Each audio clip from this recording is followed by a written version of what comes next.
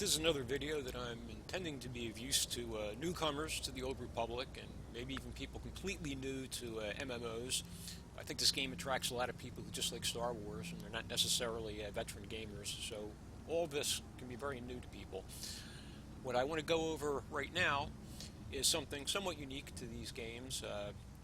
This is a BioWare game and they feature companions. Not every game has these. You gain companions as you go through your story. And I'm going to show how to use them, how to control them, how to get the most out of your companions. This is my Sith Sorcerer, my Dromancast Stronghold, my little Sith Sanctum here. The companion I have out now is a melee DPS companion. You will have companions that perform different roles. This will change in roughly a month. When the 4.0 expansion comes out, any companion will be able to fill any role of tank, DPS, or healer. And you will not have to gear them either. Their stats will be based off your stats. However, as it is right now, roughly a month before the expansion, we still have to gear all of our companions, and they still are restricted in what roles they can play. I will show you the interface for their abilities and how to control them. But now I always use custom interfaces. I did another little video about how to customize your user interface. I'll quickly go into that because I will show the default interface, which you most likely see as a newcomer to the game. You go up to this game menu, it's the top left, all the buttons up the top of your screen, little gear icons. I click on that, I get an options menu here, and I look for interface editor, which is the second from the bottom. I click on that, and it has a menu at the top. Now, I've got a whole load of different interfaces in there. So many I don't use anymore. I've experimented a lot. I tend to have different interfaces for every character. What I will do here, I'll look for default. I'm going to click default. And the button just to the right of that menu is load. Loads in the default interface. This is pretty much what you see. In fact, I'm going to edit this now. I have my Stronghold editing window where I do not want it. I never use this interface editor. I can click anything and move it. So I'm going to move that up there, and I'm going to, let's say, scale. I'm going to shrink that down. I don't really need that large. And I will save it.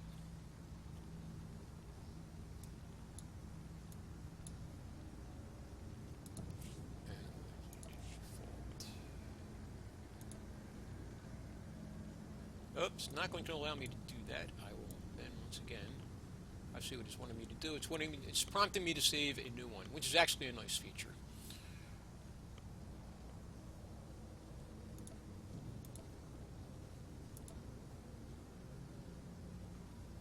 Okay. So this is pretty much what you will see as a newcomer to the Old Republic. Your companion's portrait and abilities will be down in the lower left. And they'll probably be expanded by default. I am not certain. This is the expanded companion quick bar toolbar. All the abilities are there. If you click the minus button, so let me get rid of the chat. This is getting extremely annoying. I'm going to close the chat. There's a little toggle up in the upper left-hand corner here to close chat. So if I have, there's a little minus button up here now. When I click that, it shrinks down to this little display, and if I click the plus button on that small display, it goes like that. It expands. So as you level, your companion will get more abilities until they're all filled in. There's a button at the very top is attack. If you target something and click that, or use the Control 1 keys, Control and 1, the companion will attack what you have targeted. Right next to that is passive. This can be good if you don't want your companion to do anything. A companion will actually run back to you if you put it on passive. And I've done this. I've had a tank companion that's standing in a large area of effect attack from an enemy, an AoE attack. And companions are not smart in this sense. They will stand in anything. They can be burning up in a circle of an AoE attack, and they won't leave. They'll just stand there and take the damage. If you put them on passive, Lead wisely. they'll run back to you. And then you can just toggle it off again, and they're active, and they will begin fighting again. It can be a very useful thing. Companions tend to have, well, they all have two stances. Sometimes they're very different, sometimes not extremely different. This companion, for the sorcerer, the Inquisitor, she has a bleed stance, exsanguination. This is a damage over time stance. And she has perforation. This is more direct damage stance. Generally, these melee companions tend to do a little more damage, I think, when they're in the dot stance or bleed stance. The reason for that is that seems to have more of an effect in ignoring enemy armor. Dots, damage over time, they tend to be lower damage up front, but they do completely ignore armor. So they tend to be good against heavily armored enemies. Now the direct damage stance will have more penetration. You can even see when I cause the tooltip to display over on the right side of my screen, it says enters an offensive stance, increasing armor penetration by 15%. I think overall, however, the internal damage, the dot damage, seems to be a little more effective. I found this to be particularly true on some other companions, melee DPS companions. Maybe I'll show you that on another character. But all companions will have this. You can choose between two. She's purely DPS. She can't be a tank. She will not hold threat.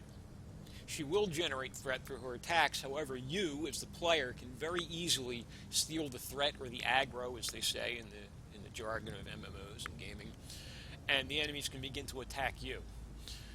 Let me just show another thing before I get out of this. You can see what the attacks do by putting your mouse over each one. I often disable a companion's area of effect attacks. Their AoE will break crowd control. I did a couple little videos on using CC, on using crowd control.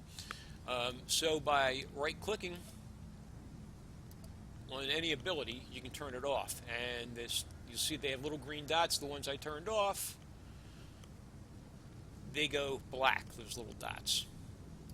If I right-click them again, they're enabled and the companion can use them again. So I will show you now how to summon other companions. Up at the top, once again, all these little buttons. There's a little diamond shape there. It's your crew window. Looks like a little diamond icon. You click that, and it lists your companions here. They each have a little arrow to the right, which allows you to summon them.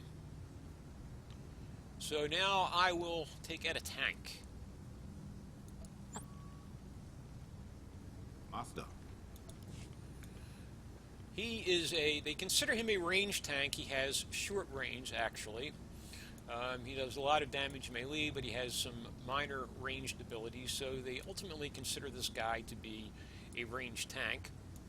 He's very much like a Jedi Shadow Sith Assassin, although he doesn't have stealth. He fights with a saber staff. I will expand his abilities too, and I will show you his stances.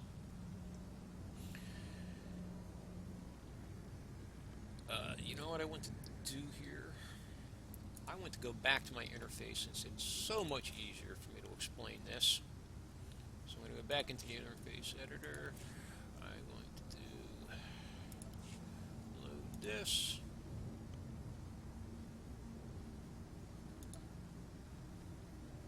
Expand his abilities here.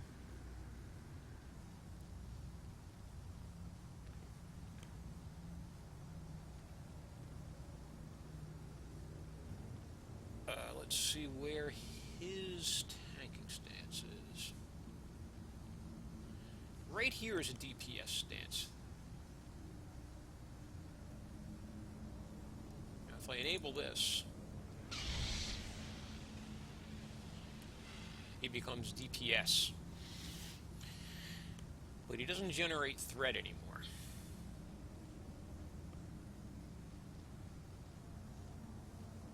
He will do more damage, but he's no longer a tank. He's not going to pull threat. Here is his tanking stance. They all have different names. They call this force barrier for Zalek. And the description kind of tells you what it does. It increases his armor rating by 42%, threat generation by 100%, and shield chance by 20%. They're all tanking qualities.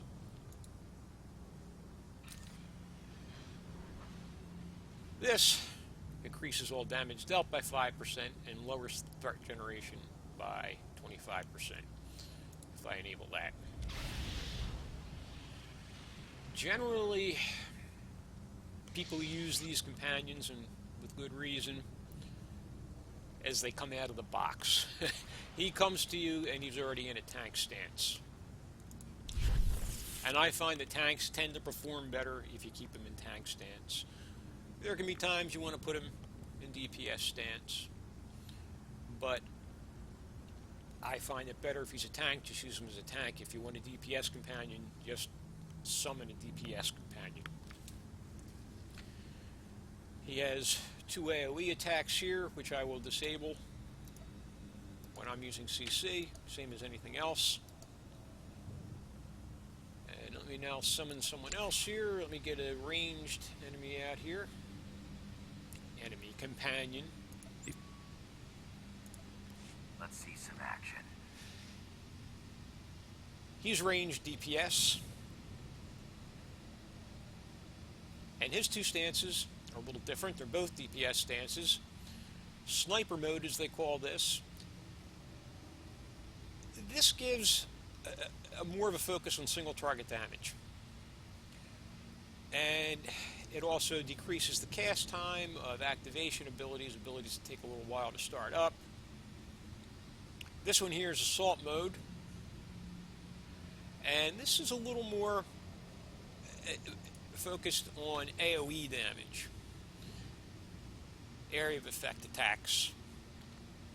I tend to use sniper mode if I use this guy. And despite the fact that this other stance here, the assault mode, is more of an area of effect attack mode, even in the sniper mode, the single target mode, some of these attacks are area of effect. This right here, this grenade is. You can easily see this by looking over. That's a single target. This one, single target. This, I believe, yes, blaster sweep. This is an AoE attack here. So you can figure out which attacks are area of effect just by mousing over them and seeing what they do. They will all have the passive button. Captain. They will all have the attack button, and they will all have 2 stances, which will vary from companion to companion. Now, a healer companion will have a healing stance and a DPS stance. The DPS stance, I found, is very, very weak on healer companions. And it's just another example of their primary role seeming to be the strongest. The only ones that don't really seem to have that are the melee and ranged DPS companions. There's a little difference in the 2 stances between the DPS companion stances, and quite a large one between the tank companions and the healer companions. The healer tends to be much better as a healer, very poor as a DPS, and the tank tends to do much better as a tank than being placed into a DPS stance. So that's basically it for this. I will do some more companion videos, a few more aspects of them after this.